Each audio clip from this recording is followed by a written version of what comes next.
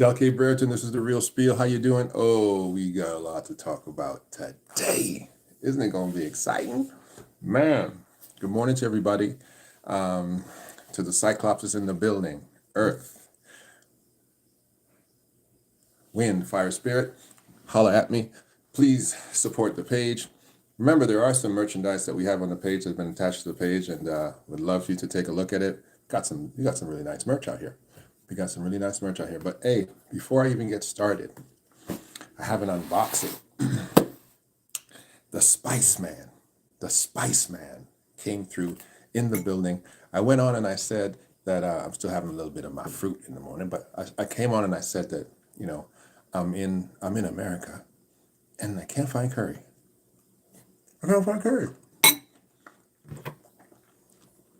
Adi Al Katani said, don't worry about that.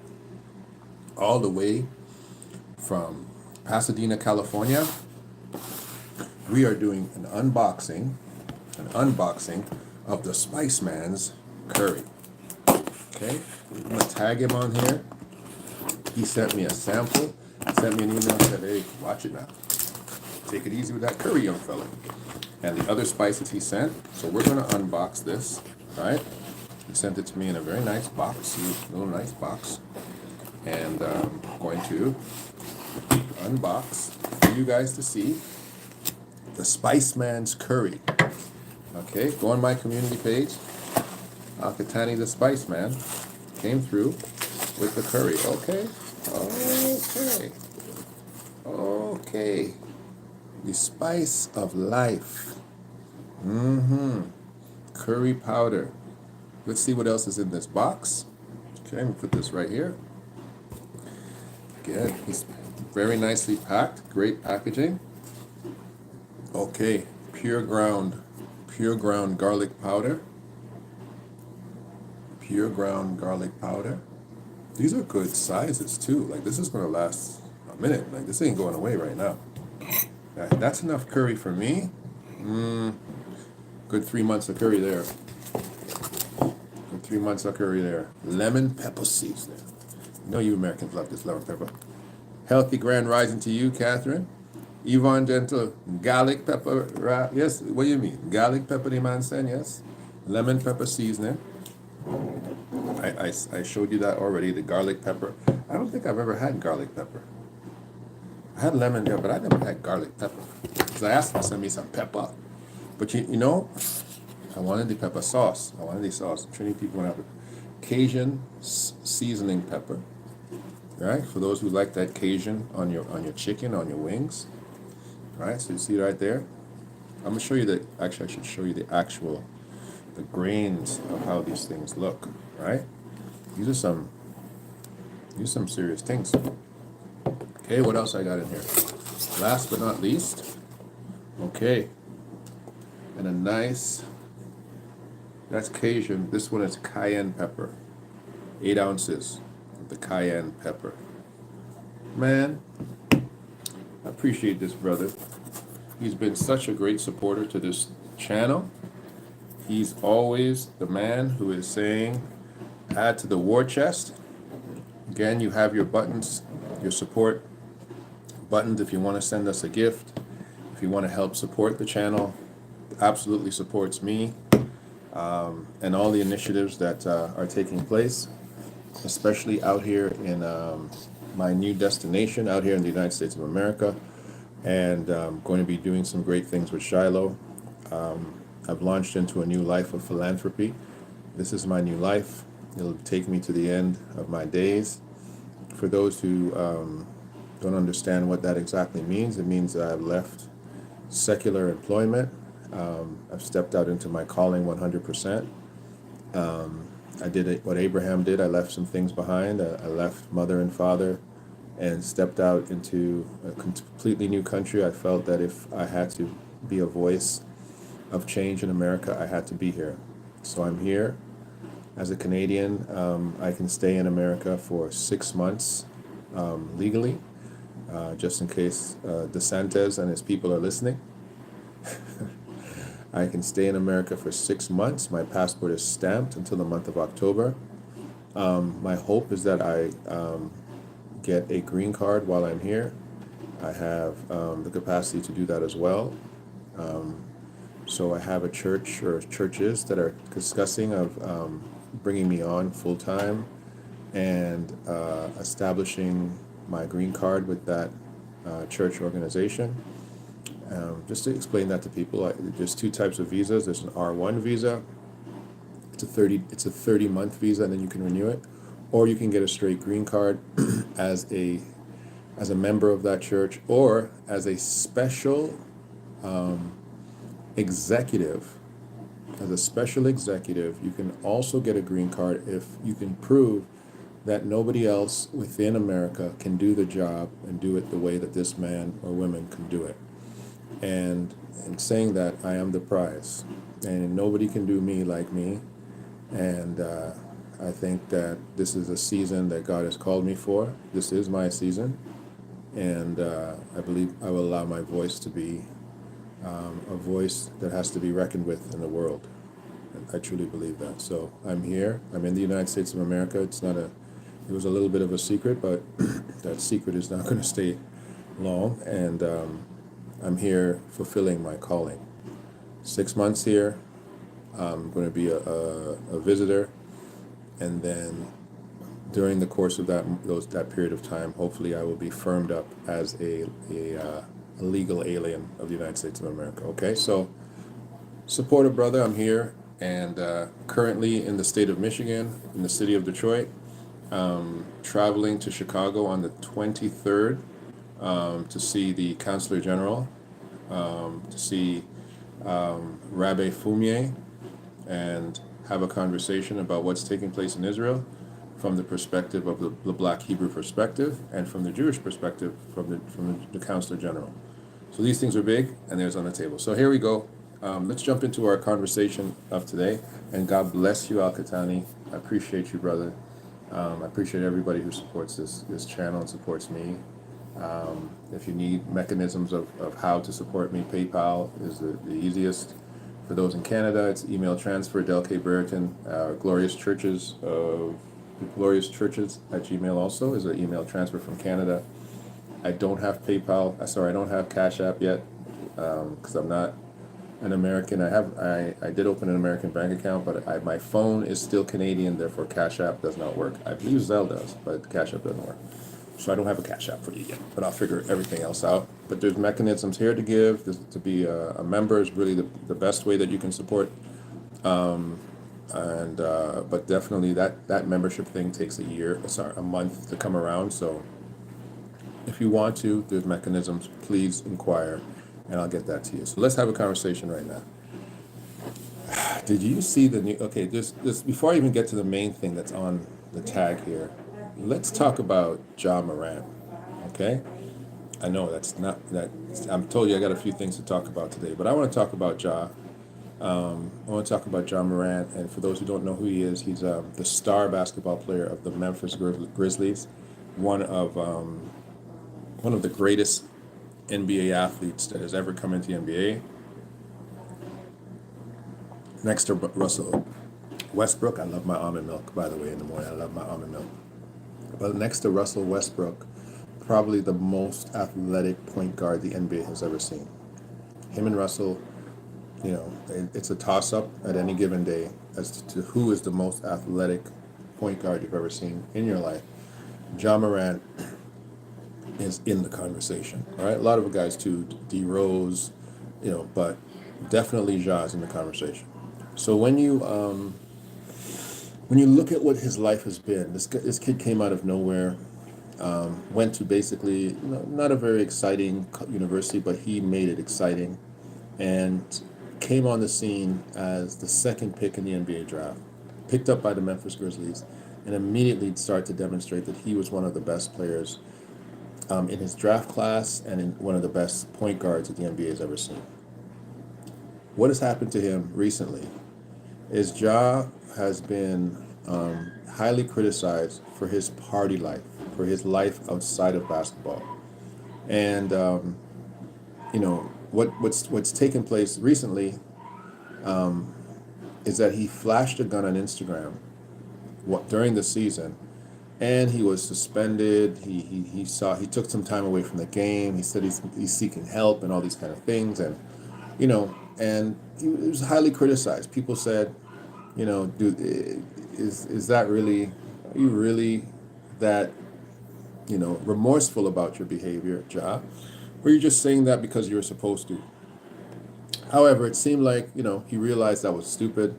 He's making $50 million a year, $40 to $50 million a year, and I'm going to answer your question, Catherine Herman. A specific denomination, the one church that is potentially looking to give me the green card is non-denominational. I specifically am apostolic and leaning to charismatic, apostolic, Eastern in my leanings, but my upbringing is the Apostolic Pentecostal Church. I do lean to charismatic orthodoxy right now, ancient faith with our charismatic black roots, but I am apostolic in my in my theology, right? The Baptists love me, and I'm a holiness preacher. We holiness. That's what we basically say. We're the holiness preachers. So speaking of Ja, again, what has taken place recently, again, fooling around with his friends, his group, his crew, his people, a gun is flashed on his social media again. Yet again, the young man flashes a gun on his social media. Immediately, of course, the internet is in an uproar. The Grizzlies suspend him. He's jeopardized his Nike endorsement. He's jeopardized his All-NBA positioning, which entitles him to certain upticks in his money, and of course his good name and his reputation is affected by all these things. And why am I bringing these things up? Because the purpose of my voice, and I think everybody should understand purpose in respect to who they are and what they bring to the table. The purpose of my voice is to speak truth to the circumstances of the black woman and the black man in America, in Africa, and in Israel. Some of the dominant locations and significant areas of our pedigree and ethnicity. Coming out of Canada, we have a very rich community there too. But as far as what is taking place in black nationhood, the pulse of it is in America. I would say, sorry, the heartbeat is in America, the pulse is in Africa, and the spirit is in Israel. Currently, this is how I would see it. And so I'm speaking to heart, pulse, and spirit. And when you see these young black men in America, and I don't know how many of you are like me, because I'm raising two age categories, two gentlemen who are in the age category of Ja Morant. And I'm here to let you know, that's a very difficult generation to reach. That is a very difficult, those kids don't listen, they don't listen, they don't listen, they don't listen, they don't listen. I have one who has no sense at all, zero, he has none. And I have another one who's got a little bit more sense, but when he's in his particular thought process, no one can talk to him. And both a year apart, 2000s and 99 babies, my two little sons, who are now men, very big men, and you can't tell them nothing. You can't tell them nothing. You can't tell them nothing. Now, I'm a different kind of dad, because once my sons reach about 13 years of age, 13 to 16, depending on their maturity, I say, hey, all that spanking stuff and everything, it's different. I'm going to start talking to you like a man. You deal with me like a man. You respect me like a man, or I'm going to knock you out like a man. That's it. And I had to deal with one of them the other day. He was pushing his mama around. I showed up at the house, tried to push his way back to me, and he was flying through the air without a trapeze. Okay? He didn't take it very lightly. He tried to, be a big fella, big man, and all these kind of things. I said, hey, big fella, I'm 6'7", 270 pounds, and you ain't never been nothing like me.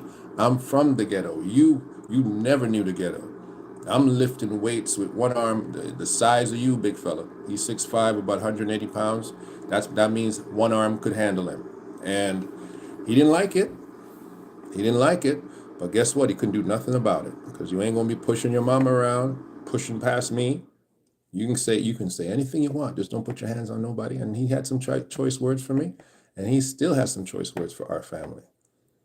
The other one, he's not as bad as that one. He's tougher though. He's way tougher than that one. He's a little bit older than him, and he acted up on me the other day. He was one of my most loving children, but him and I had a falling out the other day, and he didn't listen to me, and he suffered the consequences of not following his dad's advice, and then he tried to blame me, and he got a little bit mouthy about it, and I said, son, I love you. You can speak your mind because we got a family chat group, but remember what I told you. I will deal with you like a man. If you disrespect me, I will deal with you like a man. So please speak your mind, but remember what I said. That's how I talk. That's how I deal with them. He didn't say a word after that. That's fine. I'm gonna and I have an older one too. The difference with the older one was raised in the house longer with me because the other ones, their mama was pulling them back and forth. But the older one, he's calm, he's collected. He had one little outbreak one time, and he reeled it in. Never had to touch him, never had to lay my hands on him at all. 3 sons, 3 daughters, 3 sons. So Ja Morant, I understand him. That's why I said all that. That's the power of strong fathers and why men are needed in the household. Amen to that. Amen to that. His mama made some errors, I think, when she was younger with him and felt that she needed to coddle him more than was needed. And now we're dealing with a fully grown monster. So that's that one boy. But Ja Morant is turned into a monster now too. And this is the problem, And listen, Ja had his daddy in the house. Ja Morant's entire being is due to his daddy training him in the mud and teaching him how to play the game of basketball and developing that super athleticism. That's his daddy that did that. He's got his father. His father's right there. But there comes a time where daddy is just old school. And these new kids, they don't listen. I'm not blaming Ja Morant's daddy for him. Some people are like, oh, it's his father needs to do this and his father needs to do that. And some people I heard, oh, he needs to divorce his father and all his boys. And you tell a man to divorce his daddy and his daddy got him there. No, you got to hold these young men accountable for their behavior. And Ja Morant, again, coming up to, he had a relationship with a young lady who outside of his culture, and it didn't seem that went very well. And his entire life right now, as successful as he is, this kid's making about $200 million. Imagine giving that generation $200 million. He's out of control. And let me say how he's out of control. Because a black man with a gun in America seems to be a threat to white people everywhere. A black man with a gun on the internet seems to be a threat. And that's not why he's out of control. He's not out of control because he's a black man with a gun. I'll say it again. He's not out of control because he's a black man with a gun. He's out of control because he doesn't understand how to carry himself as the pedigree of man that he is. He is a man outside of his own mind in respect to who he is, what he represents, what he brings to the table. That Jewish organization does not want to build a brand of black men with guns. Unfortunately, that's not what the NBA is selling, Ja. And you know this, bro. Nobody has to tell you this. And nobody should have to tell it to you twice. And are you embarrassing black men? Because you're just a son. You're one of our sons. And we need to teach you how to be a son and how to be a good man. And your dad, I'm sure, is sitting there telling you the same thing I'm telling you right now. Son, what are you doing? You weren't even raised like this. You're middle class. Like, what's going on with you? Why would you do that? Who are these dummies who got you on, posting you on Instagram? Why do we have a group of people? Why do we have, he said, I believe his father is a good father. I think so too. I think his father is a good father. Judah's daughter, I agree, he doesn't understand his place in America.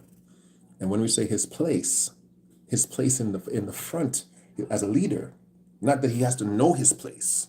It ain't the 60s or the 50s, but he doesn't understand the moment that he is in. I believe his father is a good father. He just has never really given a lot of structure when it comes to life choices and accountability. You know why?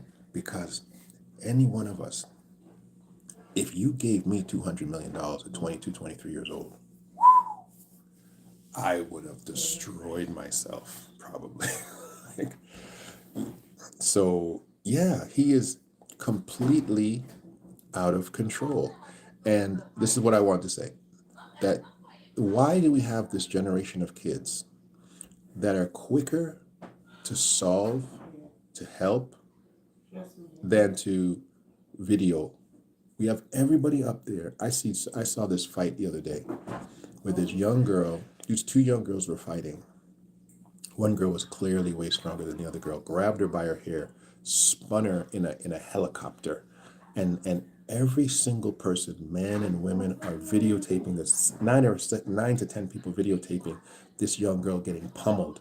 The young girl, because of course she's being shamed, she's being videotaped, she gets up and she tries to come for this girl again, and the girl does it to her again. And if it wasn't for the police that showed up on the scene, that young lady would have been detrimentally hurt, critically injured. And we have a generation of people that rather videotape than stop the madness. Where did we come from? Where did these kids come from? And let me tell you something. I'm not putting it on the parents, because if I didn't have kids, I'd be sitting up here talking about it's the parents, it's the parents. No, man, these kids are coming out of good homes. They're coming out of good homes, still doing this nonsense on social media. They're coming out of good homes and they're on OnlyFans. They're coming out of good homes and they still want to sell their body running up and down a pole. They're coming out of good homes. They're making millions of dollars and they still want to act like ratchet individuals in the mud. They've built powerful careers and they're still running headfirst into a brick wall of bad decisions. So I am not blaming the parents. I am absolutely not. I am not. I'm saying that these people, these young people, have to be more accountable when they find themselves standing in the lap of success at early ages. Hence, moving on to my point. In fact, let me give you a comparative point before I talk about Adesanya. Jamie Foxx, all of us thought that Jamie Foxx was about to drop dead. Yeah, the Carla, the generation that sees Ratchet gets the attention. Yeah, that sees that Ratchet gets the attention. Yeah, they want to go viral. That's all they want to do. They want to go viral, and they're going to do anything to go viral. I was actually, before I talk about Jamie Foxx and Jamie Foxx's daughter, who is the complete opposite of my example with Ja Morant. I'm going to talk about Jamie Foxx's daughter and how that young lady impresses me so much. But I was talking the other day. I had a conversation with a young lady who is a medical doctor, and I was so impressed with this young woman who has a PhD at such a young age and just absolutely crushing it in her field, and so impressed with everything that she brought to the table as a young woman. And then, of course, because culture is culture, I realized that there was a dichotomy of her. There was the doctor, and there was the, I want to say this properly without blowing anybody up. There was the hood side, because she's a black young woman from an urban place. And when the hood came out in the conversation, not only did the doctor demur and the accent of proper elocution and etiquette, switch to hood. All of the other hood things came out too. And it boggled the mind at when I had the speaking, because her rhetoric turned from, I'm very successful, I've done this, I've done that, and talking about world issues, world politics, to degenerating the conversation to a ratchet, underprivileged female feminist perspective that absolutely did not fit her. Shocked me, like it just came out of nowhere. A couple of drinks later, came out of nowhere. And as I was sitting there, I said, wow, this is not just a mentality. It's almost a mental disease. There is a mental disease of the American Generation Z and Generation X, and even reaching as far as the millennials. There's a generational mental disease, and I'm going to talk about it today. Israel Adesanya. No, before I get to him, Jamie Foxx's daughter. Right. Good morning. Before I go to Jamie Foxx's daughter, let me get these comments. Judah's daughter says, no doubt they have not the maturity to handle exposure 24/7 to social attention. They don't. And in fact, one of the best things that could happen, and I think the NBA should put it in their contracts, is saying, your social media will be handled by the NBA. We take over your social media. You're our employee. Therefore, you are not entitled to your own social media. You will be compensated for not being able to do that. But your social media, we will assign somebody to deal with it, and you will not be on social media on your own. Period. I would have them sign that. If they're my employee, I'm bringing you in. I'm paying you $200 million, and you're my employee, and I know that you're from the mud. Your family's from the mud. No, listen, son. We have rules here. We have a moral code, and all social media is handled by the NBA. As long as you play for us, when you leave the NBA, your social media becomes yours. But we own your image now, and you're not going to jack my situation up.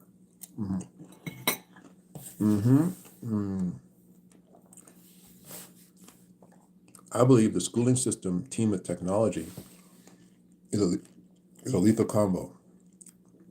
The problem with an NBA player, he's in the NBA at 19 years old. There ain't no schooling system. He's in the NBA at 19. Remember, this is a generation that's going to the NBA way younger. They're not men, they're boys going to the NBA. So Ja Morant, I think he would just be like maybe a senior now, maybe, or maybe he'd be I think he would be, but he would have had the maturity, the development. University did that for me. I say parents, if they can homeschool, they should. Okay, we'll talk about that. Or maybe a whole show. Judah's daughter says, disagree. Why should Peters pay for Paul? Okay. Explain that sentence. I'm not sure because I said a whole lot of stuff there. Jamie Foxx's daughter. So Jamie Foxx's daughter controlled the narrative so very well about Jamie Foxx's illness, to the point that nobody knows why he was in the hospital. She said he had a medical complication, and that's it. And she held that down as his spokesperson like no PR person I've ever seen do it. She held it down. She kept social media in check, to the point that social media started to make up its own narrative. So the family is planning for the worst. They don't know what's going on, and Jamie's this, and Jamie had a stroke, and nobody knew except that young lady who held it down. And then when people were trying to say Jamie Foxx is about to die, she came and says, it's so sad that the social media has, takes all these liberties. Jamie's been home. My father's been home, and he's recovering well, and he's been playing pickleball. and stay tuned for news on a new project. Like, wow.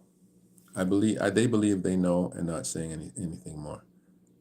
I believe they know. I don't know who the they you mean is, but no, people don't know because people can't wait to say it. And people had to go and apologize, retract, and say, we're so sorry. All Yahoo and all these big news stations were printing Jamie Foxx about to die. And they're like, no, he ain't. No, he's not. Jamie Foxx is home playing pickleball. And that young lady held it down. Held it down. Ja should be controlled, but why should every NBA player give up their personal? Oh, okay, social account for Ja. Okay, I see what you're saying. I see where you're going with that. Okay. Me personally, this is what I'm going to do. I'm going to make myself into a white man, a white Jewish man that owns an NBA franchise, okay? Bring my shofar to the table. I'm a white Jewish man that owns a multi-billion-dollar organization. And I realize that much of my money is based on what does my signature guy bring to the table? Are people going to buy his shirt? Are people going to buy season tickets? Are people going to want their little kid walking around in Ja Morant? All of my money is based on this knucklehead's capacity to be professional. And guess what? It's my money. It's my money. It's not your money. It's my money. You're my employee, right?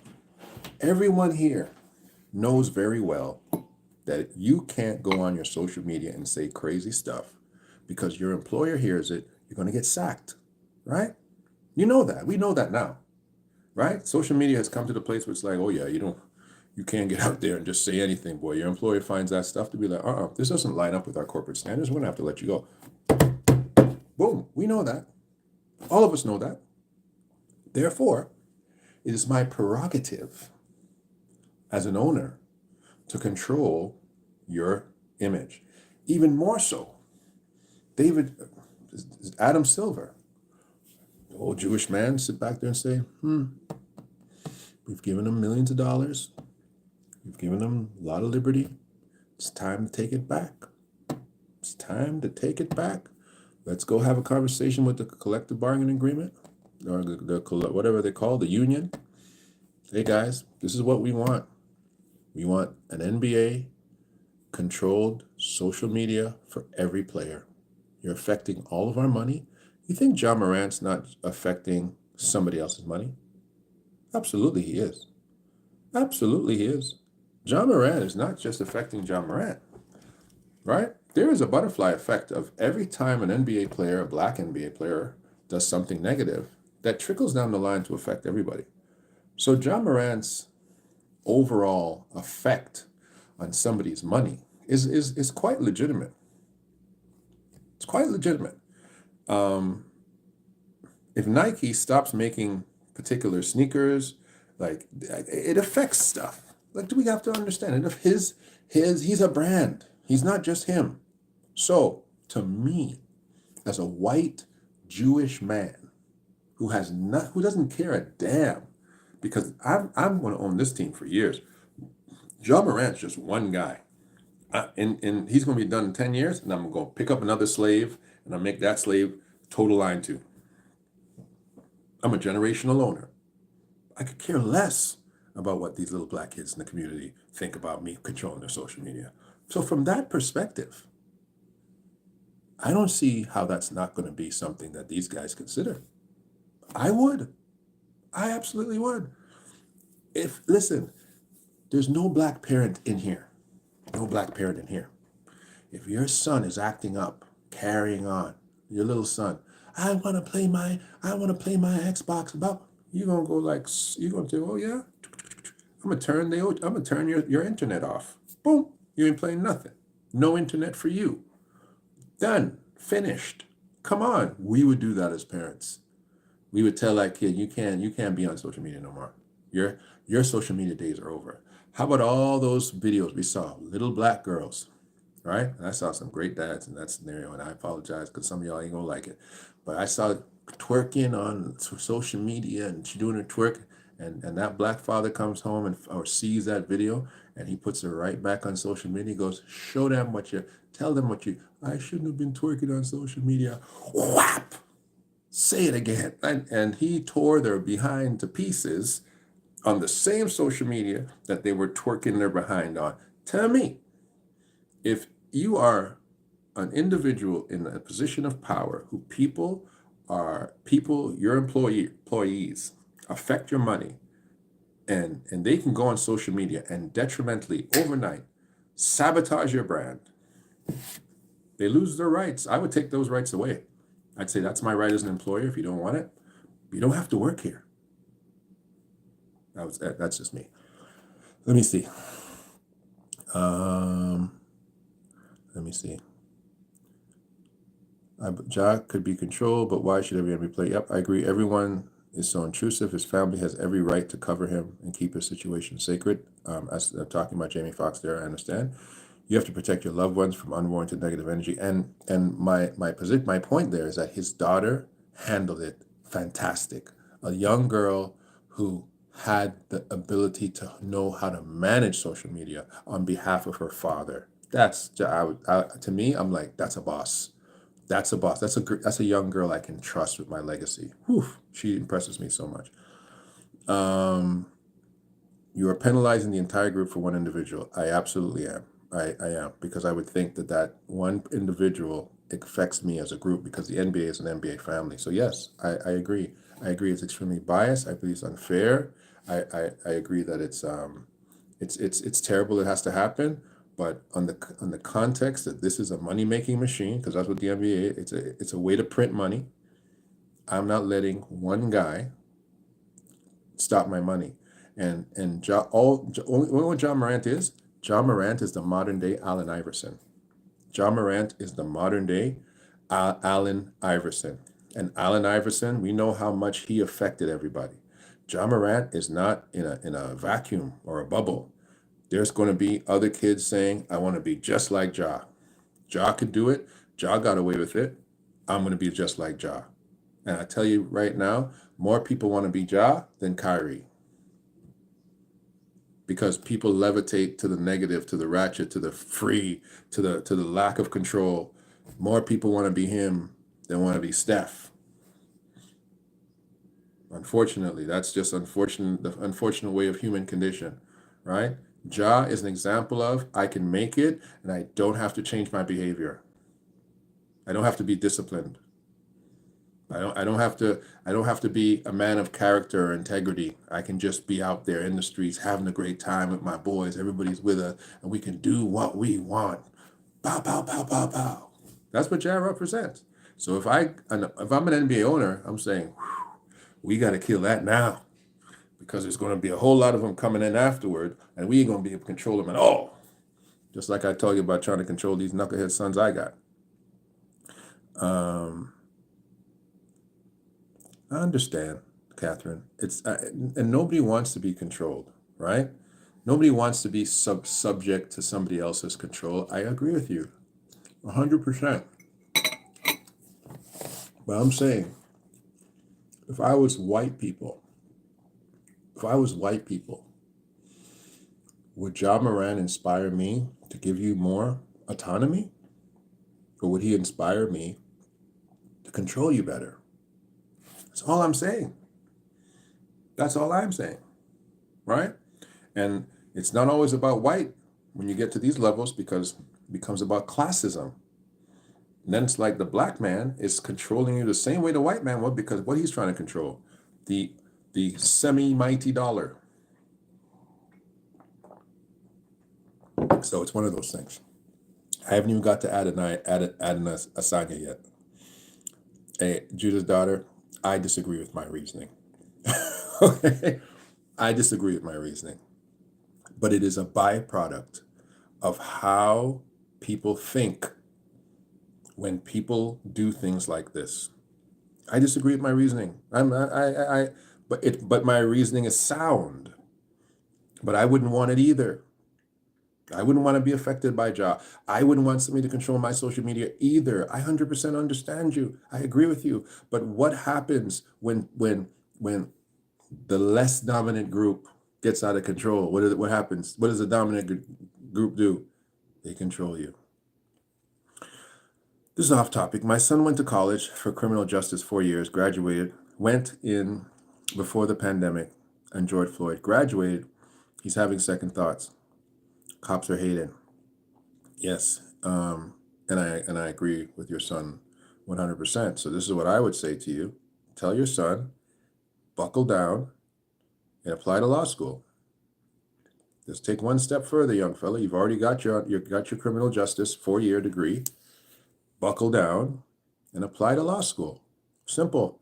Police job ain't no big job anyway. I was there for 13 years. It's a dummy's job. It's a dummy's job. I mean, anybody can be a cop. Grade 12, and I'm not disrespecting all these great policemen out there. I'm not, because I was a policeman for 13 years, but I'll tell you right now, it didn't take a whole lot of sense to do the job.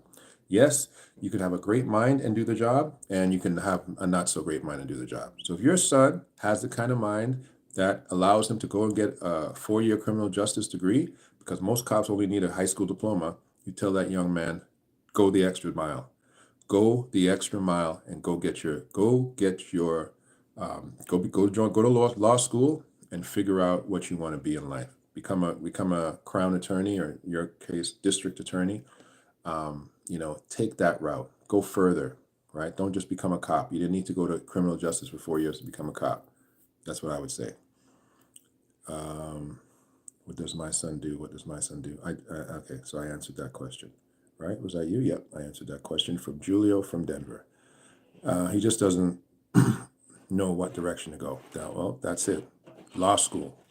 Go to law school. Stay in that area. You're passionate about that area. Do not become a prison guard. Don't become one of those guys. That's just, and God bless everybody who's an officer in jails. God bless you, corrections officer. But tell him he's got a 4-year degree. Go out there and change the world with his mind. Okay, so Israel Adesanya. Israel Adesanya inspired me. He inspired me because I'm watching what this young man now has to face.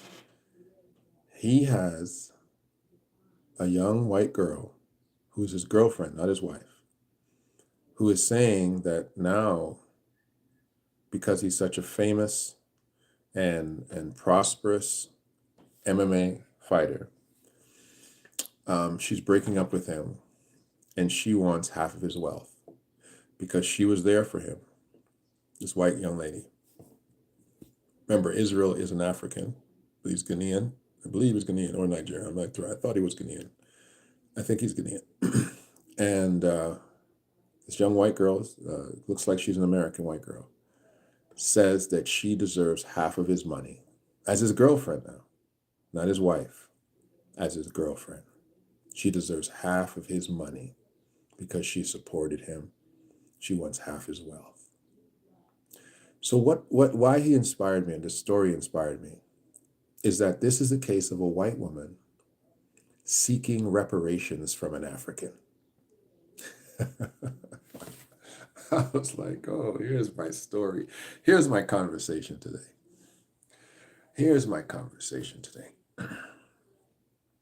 Not only is she seeking reparations, she's also seeking reparations with her independence, meaning she wants to be gone. I'm leaving. I'm breaking up with you. I want half my money, and I want my freedom. Half your money, rather, which is still my money, but I want my freedom. And it brought me back to the conversation of reparations.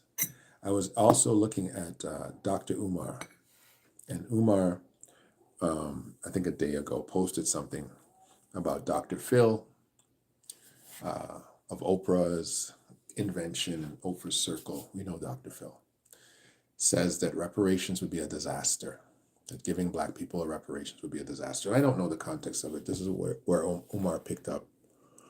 And I thought to myself, in the context of Umar's statement with Dr. Phil and Israel Adesanya's girlfriend wanting reparations from an African, I said to myself, do I remember a time in history where the conquered receive tribute from the conqueror.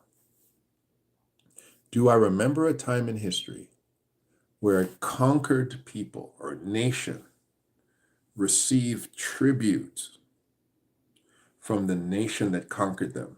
We have always seen, and we go through the biblical stories and we go through historical periods where the conquered group, in order to stay free of issues from the conqueror, pays tribute up the ladder, gives tribute, pays the conqueror. The conqueror has never in history, has never one time in history decided to pay tribute to the conquered. And I thought of this conversation and I said, wow, what has the conqueror done then? Instead of giving reparations, instead of giving tribute, instead of restoring, instead of a statement of reconciliation or restitution to its conquered, what has the conqueror always done instead of that? The answer is clear. The conqueror has said, I will give you your independence. I will give you your independence. The conqueror has always given their independence. They have not paid tribute. And this little white girl, who has been his girlfriend, is trying to demonstrate the absolute, what do they call it? Double dipping of the century. And black men in general are still, black men today are paying reparations every day to women. This concept of spousal, child support, extracurricular supports that black men, now African blacks, and even some of these, a soccer star, the young lady tried to do it to the soccer player. The soccer player said, sorry, my mama owns everything. There's nothing here for you. And it's good that he was smart enough to be able to do that. But Michael Jordan, the list goes down the line, even Bill Gates and the young man there who owns Amazon, men have been paying reparations for a very long time. And they pay their reparations, and those young ladies take their independence and they go their way. But when it comes to the conversation of black people and reparations, the Dr. Phils of the world say, hey, it would be a disaster. American government says reparations, so we don't know if reparations is really the right way to go. And the white community says, why would you penalize me when that wasn't me? That was my great grandfather. And similar to what you guys said here, you said, oh, why should you penalize everybody? Because of Ja. Why should my social media be taken away? Because of Ja. Because there comes a time where you have committed such a significant, egregious act that everyone has to pay. Listen, Israel Lasagna,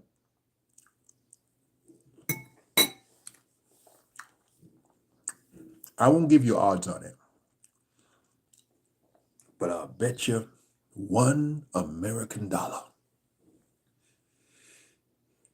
that boy's going to pay that girl some money. I bet you.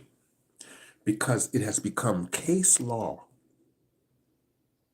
that men pay reparations that women are owed reparations for their association and somewhat submissiveness to a man for a period of time.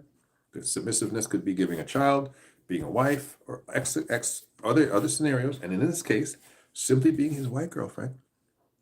White girlfriend. I allowed you to be my man. I'm a white woman in America. You're an African. I gave you a little bit of this good cookie. And therefore, I deserve reparations. I'm going to stay here till I get it. And the audacity to request it, the temerity to say I deserve it, blows me out the water. Ooh. Tiger Woods, too. Tiger Woods, and we know Tiger, he ain't black. He is Caucasian. Okay?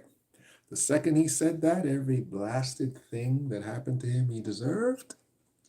Because you the only one that don't know you're black, Tiger. You the only one that sees yourself as Caucasian. He didn't say Blakasian or what. He said Caucasian or something like that. And it comes to blow me out the water when I think that the man, and talking of us first, that we are the only ones who really, reparations is no problem. Oh, of course. When I had that conversation with that young lady, that young doctor who's making quite a lot of money, more money than most of us, she said that what she needed, what she wanted out of herself was a man who could allow her to sit back and stop having to struggle. I said, excuse me? I said, her and I didn't have a good conversation after that. As blessed as she is, beautiful as she is. But I said, excuse me, you're telling me that you went out here and you went to school and you went and got an undergrad, that you went and got a master's degree, that you went and got a PhD in some kind of stuff that I can't even pronounce. And your whole goal in life is to find some unsuspecting man to cause you to sit down and turn off your brain so he can carry you up the mountain of life when you have the economic power to make everything easy with the both of you. I was blown away. She wanted reparations as a relationship standard. And she's no different than that little white girl who is sitting now and saying, talking to her lawyer, talking about, well, you need to write down everything you've ever done for him. You did the dishes? Okay. Did you wash his clothes? Did you ever drive him to one of his fights? Well, there you go. Oh, what else did you do? You bought him lunch. Wow. You absolutely deserve this, Becky. We are living in a world where everyone deserves reparations except the black man in America and the black woman in America. Let me tell you something. When the British said, you know what, Trinidad, you want independence from us? No problem. No problem. We got to pay anything? Oh, we don't got to pay you? Okay. What do you want? You just want to become part of the Commonwealth? No problem. Make you part of the Commonwealth. You mean we don't have to pay nothing? No. Just give us our independence. Boom. The black man in America has been asking for the wrong thing. They've been asking for the wrong thing. You're asking for reparations when you should be asking for independence. You should be asking for independence. If you want to leave your rich boyfriend, go be independent. Go be independent. But you don't have the right to say, I want money and independence. It don't work like that. Because the conqueror collects tribute. He don't pay tribute.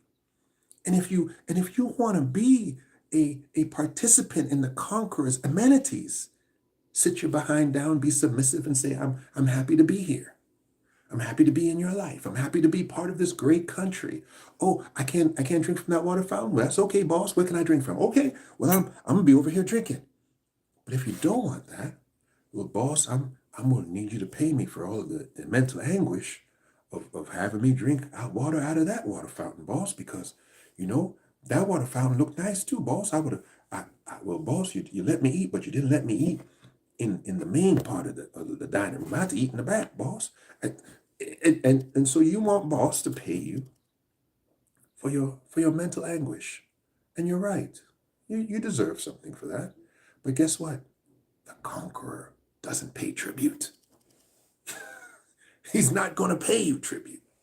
You can ask him for it in a kind of nice ways and say, how about giving us some government grants, and how about affording us, some tax breaks, and yeah, they ain't gonna do that for you. They gave the Indians reservations. They gave the Indians casinos, but they ain't gonna do that for you because they've shown you they're not gonna do it for you. They freed you in the 1800s and they didn't give you voting rights till the 1964. They ain't gonna do that for you. They still busting your head wide open. They ain't gonna do that for you. So why are you asking for something that you're not gonna get when everybody else is getting it? Everybody else is getting it. And their family law system is built to do it. Family law is built to make sure that men pay reparations and women still get their independence. It's built like that, but it's not built like that for you in America because it's never meant to let you free. I'm not giving those Negroes reparations. Are they out their damn mind? I'm not giving them. What are we going to tell them? I don't know.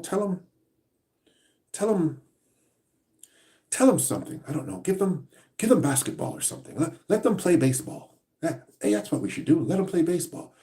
Jackie Robinson's pretty good. Let him play. That's what they did for you? That's what they did for you? I don't know. Put them on the radio. Just put them all on the radio. Don't put the good ones though. Put those gangsters on the radio. Put those guys. Yeah, we like their music, and it's not going to inspire them.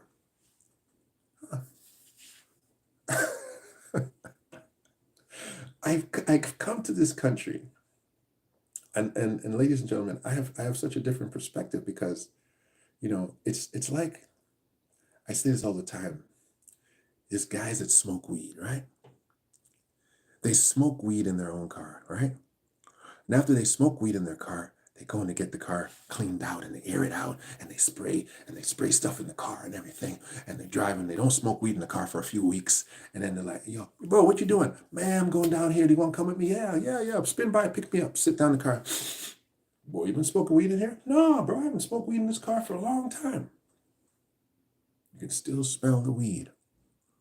You can still smell the weed. America, for me, is like that guy who just got into the car and doesn't smoke weed.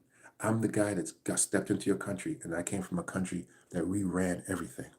That black people were they were at every level of government. We were in control. We were the chief of police. We were the mayor. We were the prime minister. We were every face in parliament was us. Everyone was black. The army was black. The generals were black. The whole country was black. And so when I come here, I look around and say, y'all know this, y'all know you're still being taken advantage of, right? Oh, okay. You realize that, right? No. That's not a step up. That's not that what they offered you there. That's actually disrespectful. No. That's disrespectful. Yeah. I was told, one brother told me, when Muhammad Ali decided that he wasn't going to go and join the Vietnam War, and he's a 75-year-old man, friend of mine, and new friend of mine here in Detroit.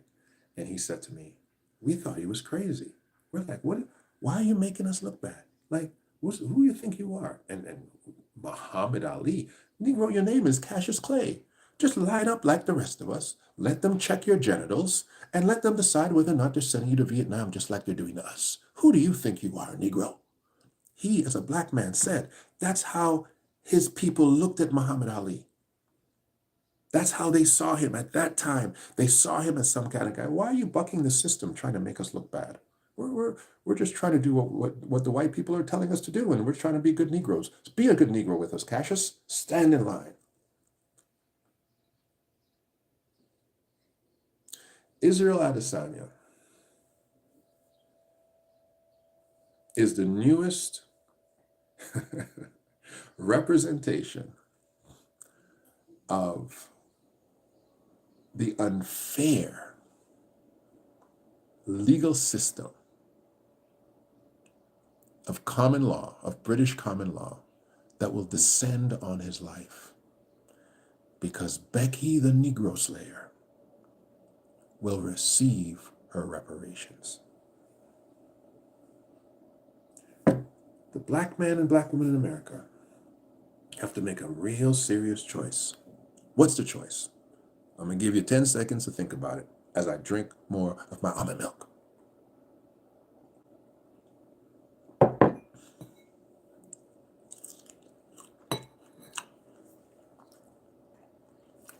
No takers? This is your choice. Reparations or independence? Do you want cheap rent or do you want to own the land?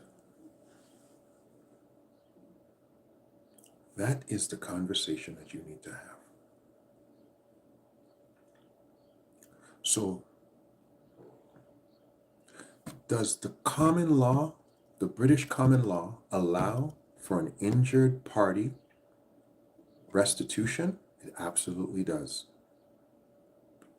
The legal systems of British law, which you have inherited in English countries, all of you are under the common law of the British system, affords for restitution to be given to that party that has been deprived of liberty, has been deprived of dignity, has been deprived of property.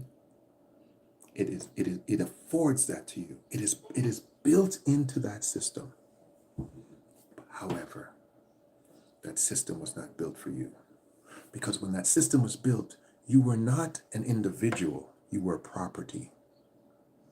And therefore, by the same law, what is sitting in the back of the British mind, of the American mind, of the legal mind of that demographic, is that reparations will never be paid to you because we conquered you, and the conqueror never pays tribute. You're lucky we let you free. Take your freedom and go. Isn't that what you want Israel to tell that little white girl? Take your freedom and go. I don't owe you anything. You weren't even my wife. You were just my girlfriend. You weren't even an individual. You were just our property. Take your freedom and go. You don't have the right as an individual to claim restitution. You don't have the right as a wife to claim support. Take your freedom and go. That is the conversation that the black man and the black woman in America must have with themselves.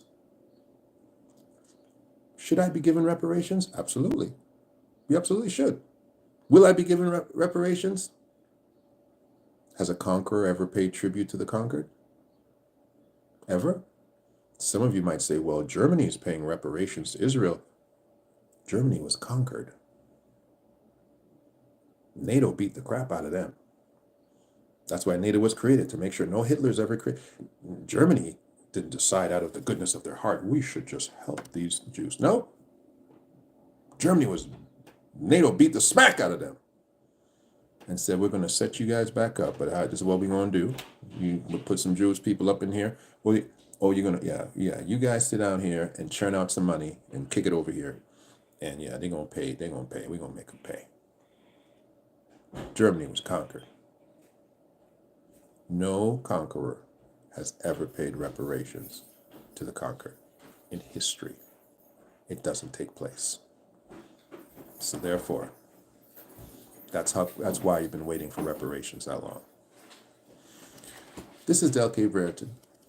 This is the real spiel. The Spice Man sent the curry, and Del brought the word. I hope you can support the channel. We shall be back.